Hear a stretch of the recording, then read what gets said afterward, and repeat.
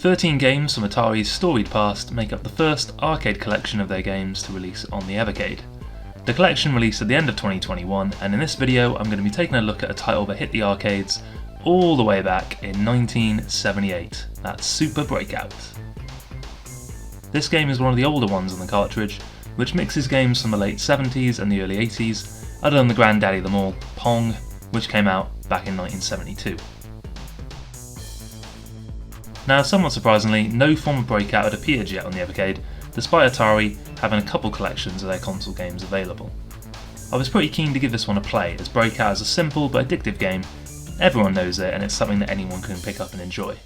I mainly remember playing it back on the original Game Boy in the 90s in one of those arcade classic packs with another game included in it. The premise of Breakout is easy enough. You use your bat to bash the ball at all the blocks in the wall with the goal of destroying them. So it all sounds straightforward enough to play and enjoy, right? Well, unfortunately for anyone trying this one out, this game is punishingly difficult. At least this version of it is. There's a combination of factors in play here as to why, but the main reason I'd give is the controls, they just aren't right. They're just not quite right.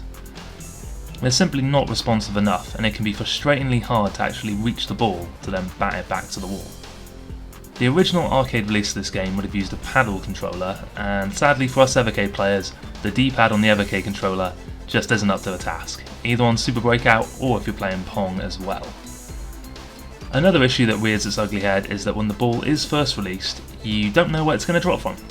It could be right above your bat, or it could be all the way to the far left of the screen, or all the way to the far right. You just don't know, so often you have to rush over to the other side of the screen to try and frantically get a tap on the ball, only for it to just go straight into the pit and out of the field of play. This is all pretty irritating, and it leads me on to my third major complaint. Your bat isn't really big enough to get this job done. Now I know people ask whether size really matters, but in this case, your bat is the same size as each individual block that you're planning on eradicating. If it was 2/3 or double the size, you'd have so much easier of a chance of returning the ball, and this would have alleviated for the awkward controls and the fact that it gets randomly dropped in different places onto you. I really wish they'd made the bat bigger, but this is an old arcade game, so they wanted you to be dropping coins into the thing as often as they possibly could get away with, so I can see why it is the way it is. You only get 3 lives to play with as well, so that adds another layer of difficulty to things. If there was a way of playing with infinite lives, that would have been something at least. As it is, I've never managed to clear any stage on this version of Breakout, and that really adds to the frustration while playing it, as you never get the sense you're actually progressing anywhere or achieving anything. So that's the complaints mostly out of the way. There is quite a lot to get annoyed with here sadly, but there are some better elements to this version of the game that I'll touch on. There's 3 different modes included to play on here. The first mode, and what seems to be the standard mode, is the one that you're faced with upon booting up the game, and that's the progressive mode. Here you battle against a wall that slowly but surely advances towards you. I'm not totally sure if it's the time that you've played on the level or the amount of bricks that you've hit that results in the wall moving closer though. I've not actually managed to get far enough in the mode to figure anything like that out. Mode number 2 is Cavity Mode. Here you can free 2 balls that are trapped within the bricks, no doubt resulting in multi-ball chaos breaking out. The third and final mode available is Doubles Mode. Here you've got 2 different bats to use, with one being directly above the other. And 2 balls will be released for you to have a bash at returning onto those pesky little bricks.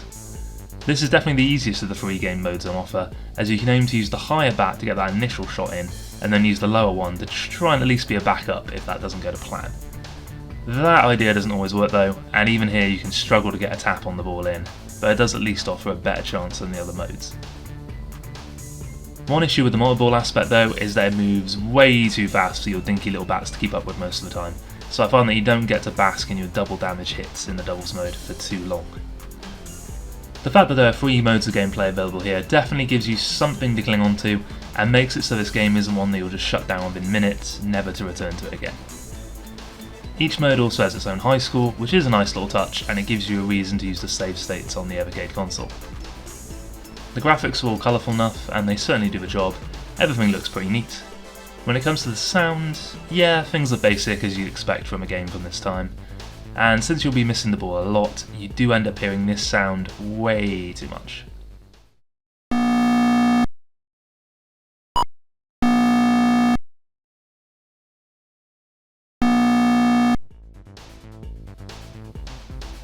This is a very old game though, so I won't be too harsh here, as this was the early days for things like this. The controls are straightforward as you'd expect. You move with the D-pad and you use the B button to release the ball once it's gone out of the field of play. It can be a bit awkward to get to grips with activating the different game modes however. You need to hit select to add coins to the virtual arcade machine. Then you hold down one of either the A, X or Y buttons to choose which of the 3 modes you want. Then you hit the start button to pick that mode, and then while still holding the A, X or Y button that you picked for the game mode that you wanted, you then hit the B button to begin it and have that first ball get served onto the field. Now, much like some of the Intellivision games released for the Evercade, this is essentially from a time where main menu screens didn't exist and all sorts of different methods were in play to get you to access different game modes. Nonetheless, it's a clunky and awkward way of getting to the game you want to choose, and it results in some trial and error to find the correct path to which game mode you want, so to speak, at least while you're just first starting up the game. Time to sum up on Super Breakout then, and I'm sorry to say I'm awarding it a lowly 3 out of 10 score. I wanted to enjoy this game, I really did, but just far too many things combined together to work against it. The controls are difficult to get a hold of, you're not given enough lives, the bat you use is too small, and the random re-entry of the ball can result in you just losing a life unfairly. The game does look bright and colourful, and the core idea behind the gameplay is obviously a fun one, but you'd need some real patience to get something out of this game. You'd have to play for quite a while and go through a hell of a lot of lives just to get to the stage where you're able to achieve something even half decent on it. And to be frank, it's not worth that level of effort, as there's a multitude of different ways to play Breakout that won't have you wanting to weep openly or tear your hair out. Despite the quality of the game on offer, I do hope you've enjoyed this review looking into Super Breakout. If you have, why not throw me a like or go the whole hog and subscribe to Nickel Gaming, as there'll be more Evercade reviews coming along soon. Let me know your thoughts on this game or the Atari collection as a whole in the comments, and until next time, take it easy.